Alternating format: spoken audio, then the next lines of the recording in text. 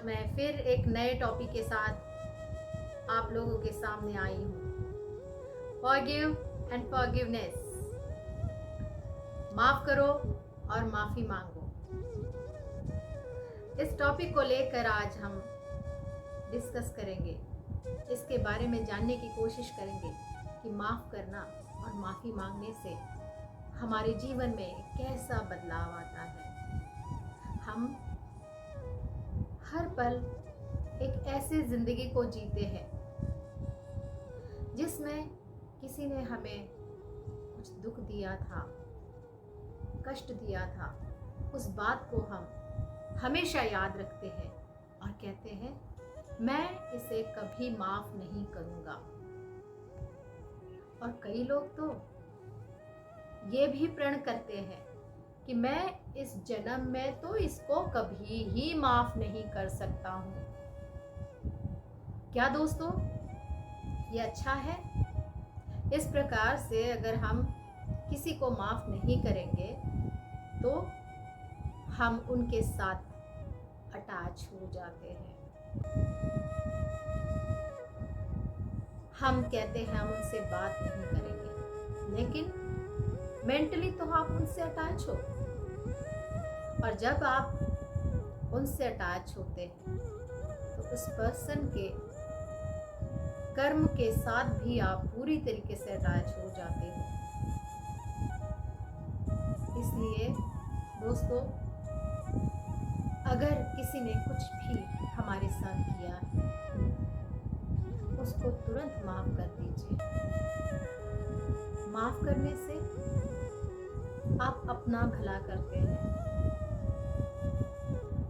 आप ये मत सोचिए कि अगर उन्होंने मेरे साथ ऐसा किया तो मैं कैसे उसको माफ कर सकता हूँ, लेकिन वो माफ करने से आप आपका भला करते हैं। किसी और का भला हो या ना हो, लेकिन आप अपना भला करते हैं, क्योंकि हम उनसे डिटैच हो जाते हैं। नहीं तो दोस्तों, इस कर्म को लेकर हम जन्मों जन्मों तक भटकते रहते हैं।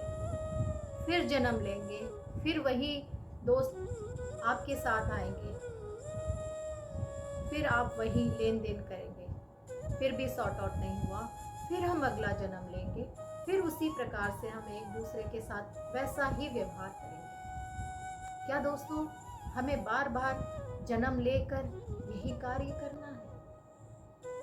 इसलिए अगर हम उनको माफ कर देते हैं, उसी क्षण हमारा लेन देन खत्म हो जाता है। माफी मांगने से दोस्तों हम कभी छोटे नहीं हो जाते हैं, पर हमारा जीवन जरूर से संभल जाता है। तो दोस्तों, कोई भी ऐसी दुख की घटनाएं आपके साथ हुई और आप उन्हें क्षमा नहीं कर पाते हैं, तो आप उनको क्षमा कर दीजिए, माफी मांग लीजिए और अपने जीवन को सफल कर लीजिए। दोस्तों, कई बार ऐसा भी होता है कि हमने भी किसी को हर्ट किया होता है, हमारी वजह से भी कोई हर्ट हो चुका होता है, तो ऐसे समय भी हमें माफ़ी मांग लेना चाहिए।